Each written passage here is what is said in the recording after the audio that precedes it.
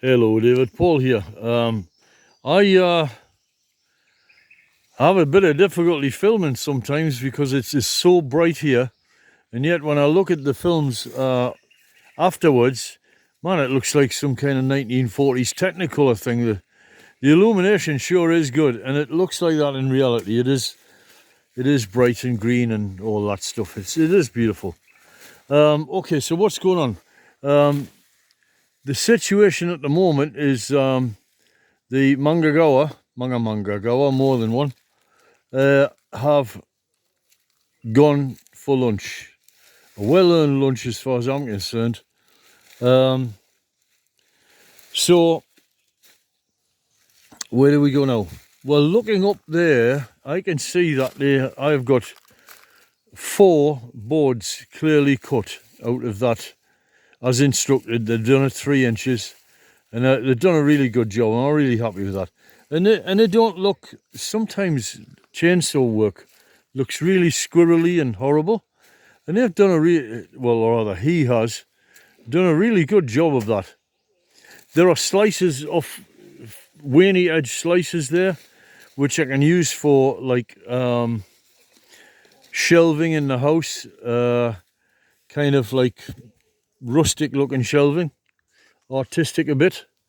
And I also have the other side. So okay, so we got 4 clear boards there and a bit of a shelf there, and down here on the left hand side, the big log there, we will get another 4 boards there. Now those boards are quite deep. They're a bit excessive for floor joists, so I'll have to think about this. But I think I'd better not push my luck. They do have a lot of support. They're the main supports of the main room of the house. I'm going to do one big room first, and then move on to the next one. So those boards there, I could cut them in 2 down the length and end up with another 4 boards. So I'll end up with 8 boards times 2, 16. But I think I'm pushing my luck on that. So what I will do is, instead of that, I will cut maybe a third off those boards, and then I'll have a handsome joist that is, you couldn't complain about that, because you got to remember it's spanning a distance of 25 feet.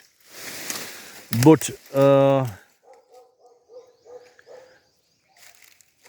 so the bits that are cut off, the 1/3 that gets removed, I can then use them for uprights. Now uprights, they're really non-structural in a sense. The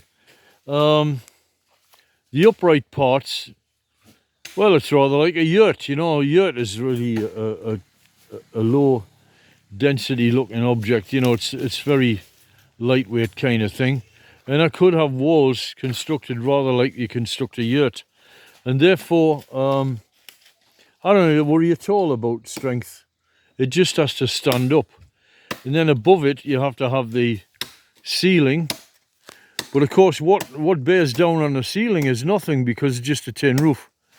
So you could support the tin roof by, well, they're going to be 3 inches wide, maybe 2x3s or something like that would amply support the roof. And then on top of that, you got to remember, I'm also going to fit the steel, the kind of, you just buy them off the shelf. They're like purlin things, made of steel, which go with the steel roof material. So I will probably put that in, and that alone would support the roof. So by putting in the cross beams underneath the roof, I'm then able to put planking on top of that and have an ornamental roof. Instead of having to lie there and look up at a tin roof, I'm going to look at a beautiful wooden ceiling. And the great thing about living in a wooden structure is that it absorbs and releases moisture. So what you want is as much wood as you can muster together in a house, and ideally cut up into small bits. So instead of having like a log house, like Freddie Flintstone style, like they do in America. You want lots of thin bits, but still a huge volume of wood. And the reason for that is that it can readily absorb and release moisture and regulate the humidity in the house. Now, during the day, what will happen is the house will warm and it will dry the timbers out. And then hopefully, if my plan works, in the evening, you'll close the door and the moisture, the walls and the ceiling and the floor and everything will start to absorb moisture and suck it out of the air.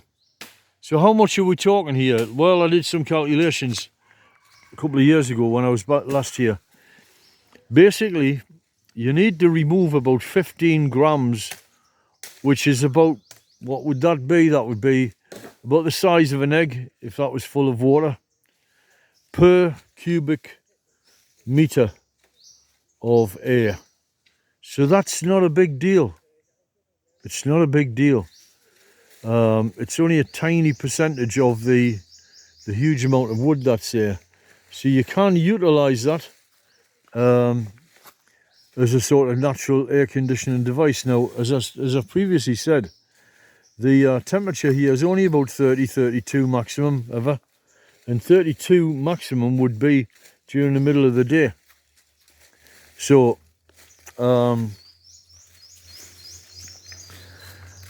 so it's in the middle of the day, and then after that it would start to cool down. Last night we went down to 27, which is kind of where people have their central heating, you know, the folks who like it warm in the UK. So what's the issue? The issue is just the humidity. So we need to just address the humidity issue, and I have some plans for that, about making ice during the day, because we keep going off-grid and on-grid, off-grid, on-grid. So you can't rely on aircon here. What you can rely on is the sun's gonna come up. I don't know what's going on here, but like, I hope all these guys don't work for me.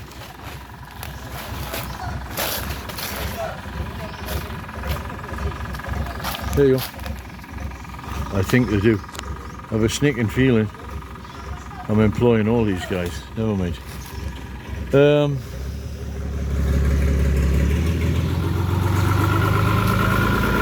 Sigue. Now, seeing that truck makes me think, potentially a truck for hire. So, at some time in the future, I know it's there.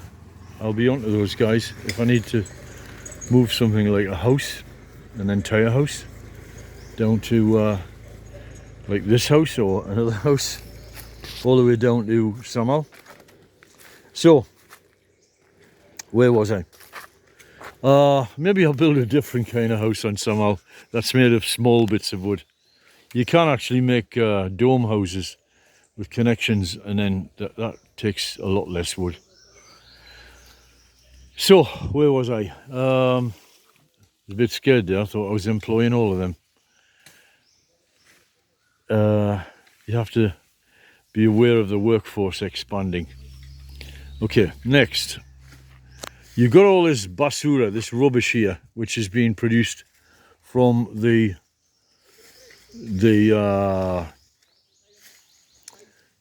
branches and stuff. Okay, so what am I going to do about that? Well, the Mangagowa here is chopping up this stuff, and that's all getting put aside, and it's going to be used, chopped up and used for cooking for the kitchen of my sister-in-law. So we do that, and then most of this. But there are bits here, like here, which are decent bits of wood. But the problem with this, of course, is, like I've many times mentioned in the UK, is that with these broadleaf trees, they wander around, you know.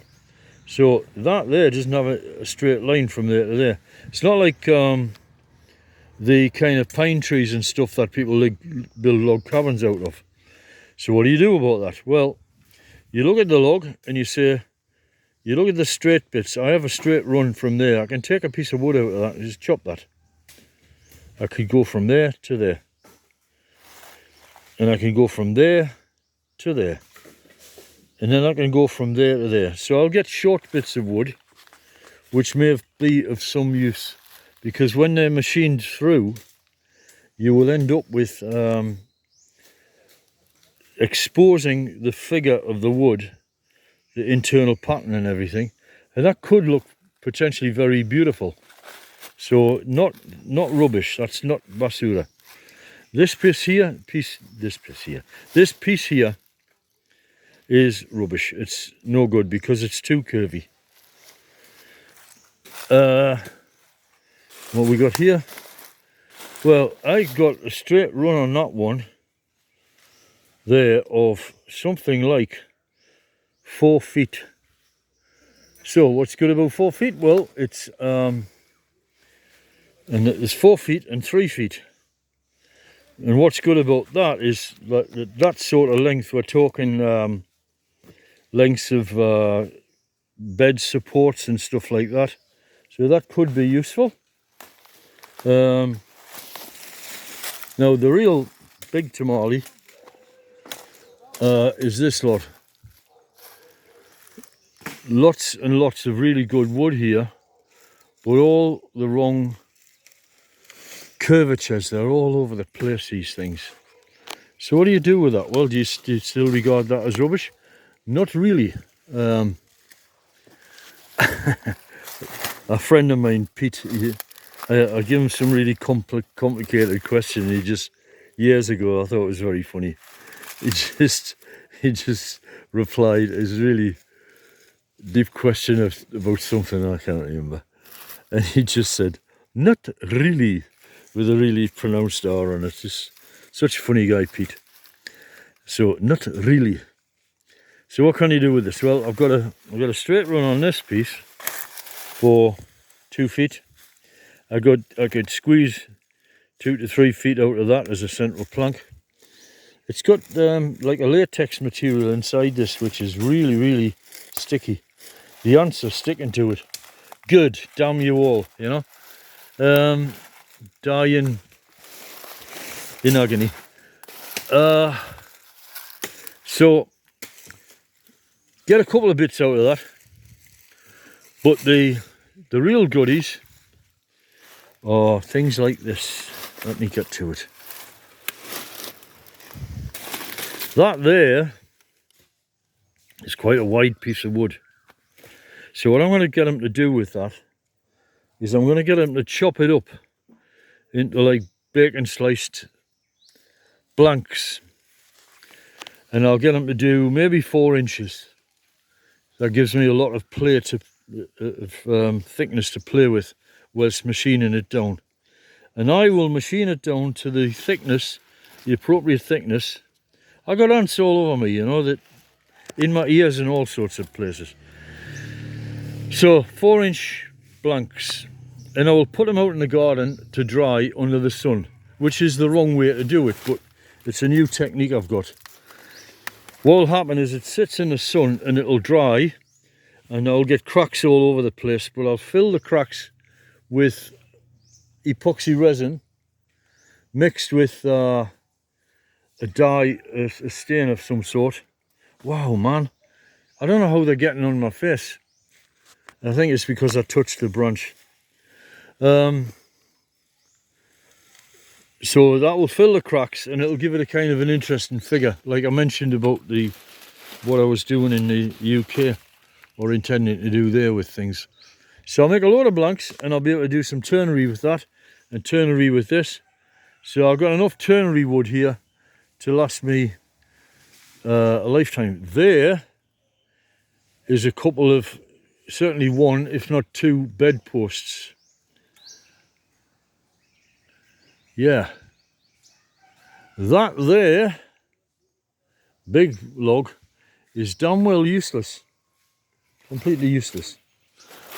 So what I will do is I'll take 2 straight runs out of that and use that for, yet again, bedposts. It would be interesting to turn these so that they form perfect cylinders for the bedposts and see what kind of a pattern that would bring out of the wood. I think I'll do that. So I've got one bedpost there, one bedpost there at the foot of the bed, and over there I've got two bedposts which are at the head of the bed, and I've got all these other little pieces which can be infitted to create the back of the headboard for a bed. So I think that's what I'm going to do. Yep, it's a wrap. And now up at the top, right at the very top where we first started cutting he first started cutting the tree down, he's created a huge big chunk of stump which is being cut off. So that would be left to rot. That's the normal way of things.